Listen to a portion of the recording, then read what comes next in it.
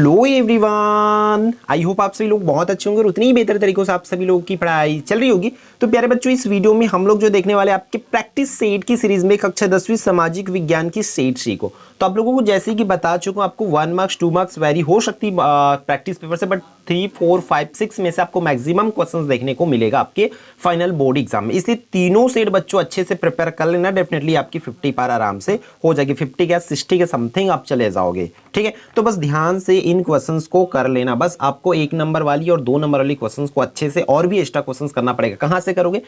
2 number के लिए और 3 नंबर के मैं तो बोलूंगा आप निचोड़ जा सकते, मूव ऑन कर सकते हो। जिस जिस चैप्टर से 2 नंबर या 3 नंबर आता है वो कर सकते हो। 1 मार्क्स के लिए आप परीक्षा बोर्ड की जितने भी फ्रंट में है या पीवाईक्यू और मॉडल पेपर भी करोगे तो भी उतना सफिशिएंट हो जाएगी। ठीक है, तो बच्चों अपन बढ़ते हैं आगे क्वेश्चन आंसर की तरफ। फर्स्ट क्वेश्चन आपके स्क्रीन पर है। क्या बोला जा रहा है? लोकसभा में अनुसूचित जाति के लिए आरक्षित सीट कितनी है? तो लोकसभा में अनुसूचित जाति के लिए आरक्षित सीट कितनी है? अनुसूचित जाति मतलब 80 कितना है? 84। ठीक है, the number of seats reserved for the schedule caste in Lok Sabha तो कितनी है बच्चों? 84 इसकी सही जवाब हो जाएगी।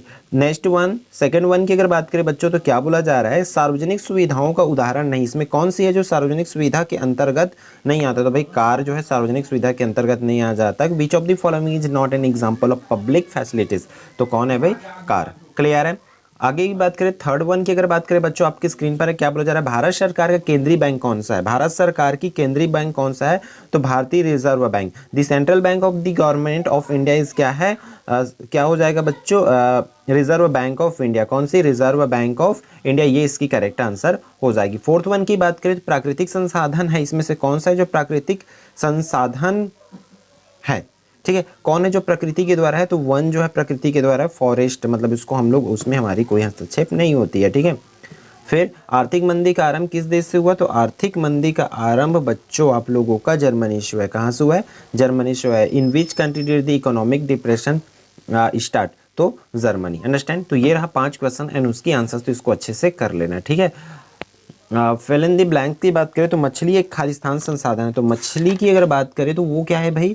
मछली एक क्या है? प्राकृतिक लिख सकते हो या जैविक संसाधन, भी दोनों में से कोई एक लिख सकते हो। ठीक है, नियमगिरी की बात करें तो नियमगिरी में खालिस्तान है इसका, तो बॉक्साइट का। किसका बच्चों? बॉक्साइट का। ठीक है, उत्तरी वियतनाम की राजधानी कौन सा है? तो हनोई। कौन सा? हनोई। सुभाष चंद्र बोस ने खालिस्तान का गठन किया तो आजाद हिंद फौज का गठन किया। किसका भाई?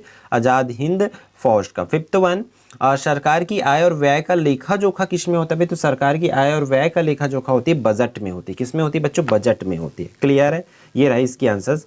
फिर हम लोग देख लेते हैं इसकी मैच दी कॉलम का। संगमरमर की बात करें तो ये क्या एक चट्टान है भाई, वो तो चला जाएगा। यूरेनियम की बात करें तो बच्चों यूरेनियम जो है क्या एक परमाणु खनिज हो जाएगा। व्यावसायिक हित समूह की अगर बात करें तो वो किस पर चला जाएगा? डॉक्टर शिक्षक को बोलेंगे।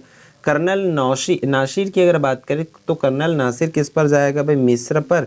ठीक है, संयुक्त राज्य अमेरिका में क्या चलती है? डॉलर चलती है। तो इस तरीके से ये क्या हो जाएगा? डॉलर हो जाएगा। क्लियर है, तो इस तरीके से आप लोगों को इसको करना है। फिर देख लेते हैं 2-2 नंबर के लिए। देखो अब मैं ऑल 2-2 नंबर वाले क्वेश्चंस को तो नहीं डाल सकता ना, इसलिए आप लोगों को मैं रिकमेंड कर रहा हूँ निचोड़ से जिस जिस चैप्टर से 2-2 मार्क्स के क्वेश्चंस आ रही है बच्चों उसको एटलीस्ट कर लेना।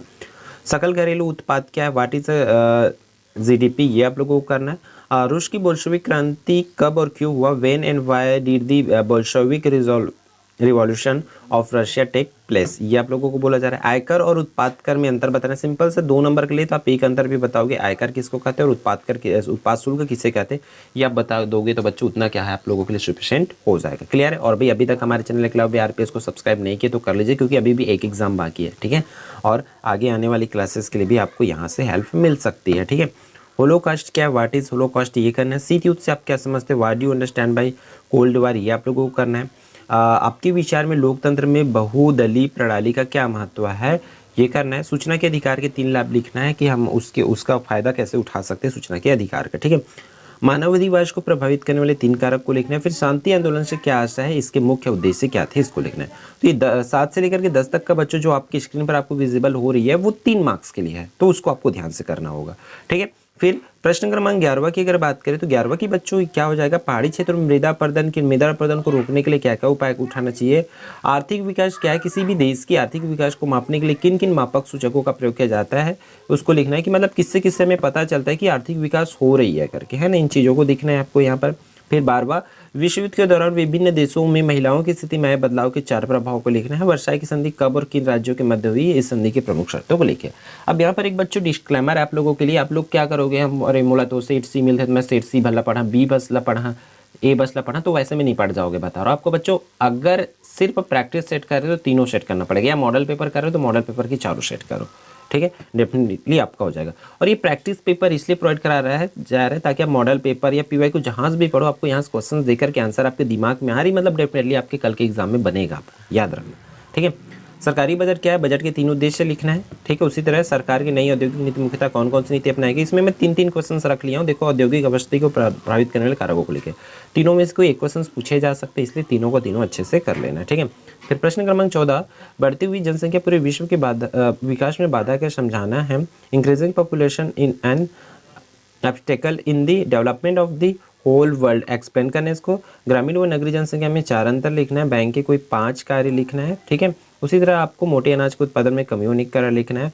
भारत में वैश्वीकरण के पक्ष में तर्क देना है। वैश्वीकरण के प्रभाव भारत के किस क्षेत्र में पड़ रहा है वो बताना है।